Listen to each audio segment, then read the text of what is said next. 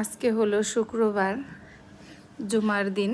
আর জুমার দিনে নামাজ পড়তে যাবে, গোসল করে বের হয়েছে। ছোট ছেলেকে রেডি করিয়ে দিল। ওই ছোট, এ কারণে ওকে রেডি করে দিতে হয়। আর ওই রেডি করার সময় এত বায়না ধরে, খুবই ঝামেলা পাকায়। গোসল করে কখনো ওই তেল দিবে না, চুনো দিবে না, এসব না, একেবারেই শুধু স্প্রের জন্য পাগল। একা দুরা খালি স্প্রে মারবো শরীরের মধ্যে, খুবই বিরক্ত করে।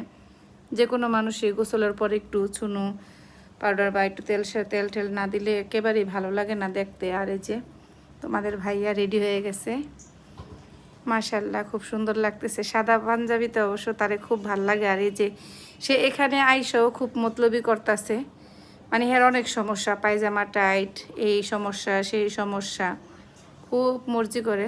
যাক, বাচ্চা মানুষ মর্জি করেও যেন আল্লাহ পাক ওদেরকে সুস্থ রাখে, ভালো রাখে।